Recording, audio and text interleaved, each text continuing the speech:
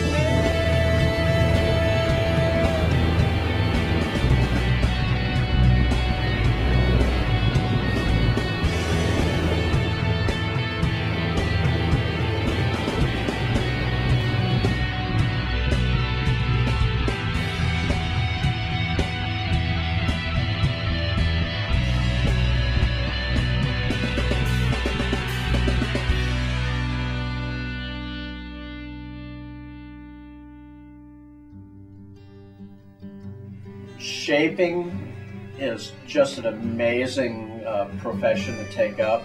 It's not something you'll ever get wealthy doing.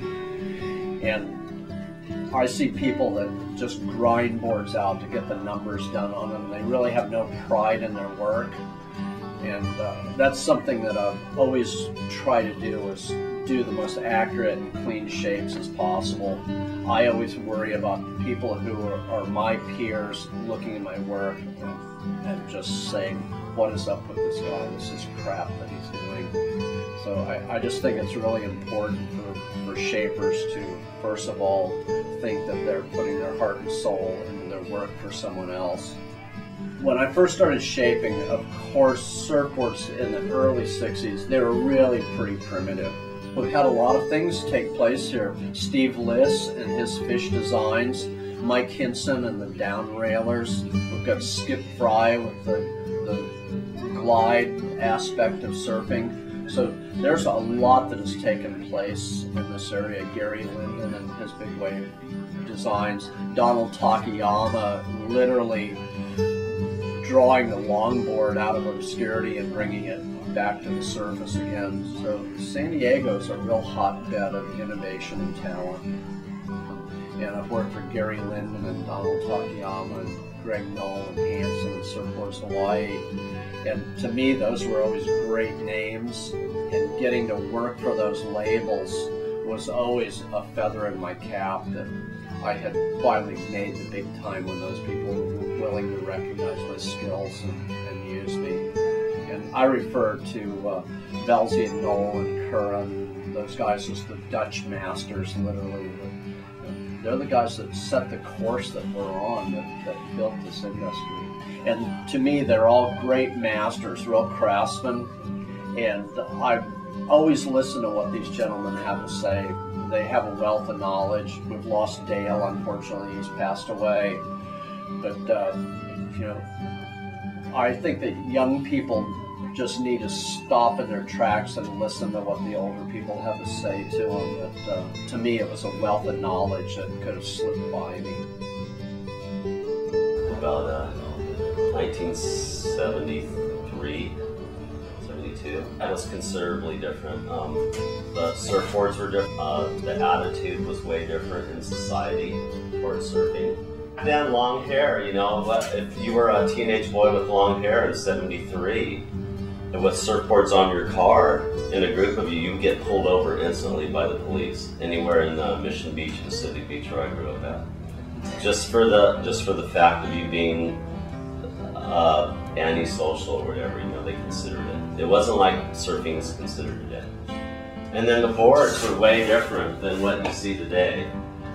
Even though I make a lot of what was popular back then, the outlines are similar, but the fin placement and fin setups have all changed. The rockers changed, and the thickness flows changed quite a bit.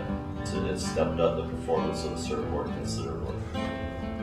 The waves that on here compared to places like Huntington Beach, where the surf's much closer to the beach and short and fat.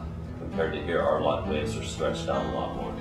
A lot of people in the industry got their start in San Diego, whether it be shapers, industry guys, photographers. A lot of people got their start here because anything goes here pretty much. You're not locked into a certain genre of the surfing world. Where other parts they are. It's the pro scene or whatever, you know. That's all they think about. That's all. Other than surfing itself, which, you know, came from the Hawaiians or the Pacific Islanders, shaping the beginnings of surfing as we know it today all started here in San Diego or San Diego County. There's two ways of going approaching surfboard shaping. You could follow the pro tour and chase after the top 44 or the top 16 and take that route where it's like you read in the magazines. Or you could take this route and kind of shape everything and not be locked into a certain little niche. This is way funner than trying to chase the pros. This is way funner.